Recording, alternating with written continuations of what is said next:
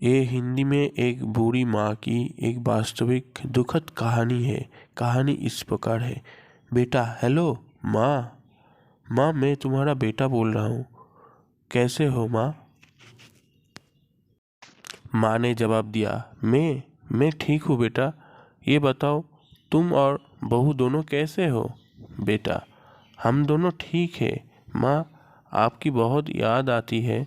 अच्छा सुनो माँ, मैं अगले महीने इंडिया आ रहा हूँ तुम्हें लेने। माँ, क्या? बेटा, हाँ माँ, अब हम साथ में रह गए। तुम्हारी बहू कह रही थी माँ को अमेरिका ले आओ। वो अकेली बहुत परेशान हो रही होगी। नमस्ते, सुन रही हो ना माँ? माँ, हाँ हाँ बेटे। माँ की आंखों से आंसू बहने लगी। बेटे और बहू का प्यार नस में दौड़ने लगे। पूरे 5 साल बाद घर आने वाला था वो। बेटा अकेले आया था। बेटा, माँ, हमें जल्द ही वापस जाना है, इसलिए जो भी पैसा किसी से लेना है वो लेकर रख लो।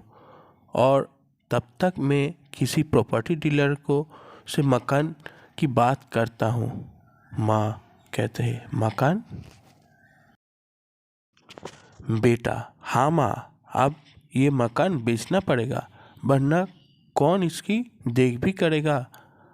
हम सब तो अमेरिका में रहे। बेटे ने कम पैसे में मकान को बेच दिया। एयरपोर्ट पर बेटा, माँ तुम यहाँ बैठो, मैं अंदर जाकर सामान को चेक और बोर्डिंग और वीज़ा का काम निपटा कर आता हूँ। माँ, ठीक है बेटा। काफ़ी समय बीत गया। हवाई अड्डे कर्मचारी, माँ जी, किससे मिलना है? मेरा बेटा टिकट लेने गया है, हम आज अमेरिका जा रहे हैं। एयरपोर्ट कर्मचारी, लेकिन अंदर तो कोई भी नहीं है। अमेरिका जाने वाली सभी फ्लाइट दोपहर में ही चले गए। कर्मचारी अंदर जाकर और कुछ देर तक फिर से बाहर आकर बोला, माँ जी, आपका बेटा तो अमेरिका जाने वाली फ्लाइट से कब का जा चुका है। बूढ़ी माँ की आंखों से आंसू आ गए। किसी तरह वो वापस घर पहुँचे, जो कि अब बिक चुका था। रात में वो घर के बाहर एक रोड के फुटपाथ पर ही सो गए। सुबह हुए तो एक दयालु मकान मालिक ने एक कमरे में उनको रहने दिया।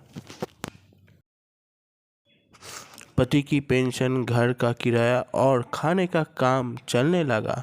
समय गुजरने लगा। एक दिन मकान मालिक, माँ जी, क्यों नहीं आप अपने किसी रिश्ते के यहाँ चले जाए? अब आपकी उम्र बहुत हो चुकी है, अकेले कब तक रह पाओगे आप?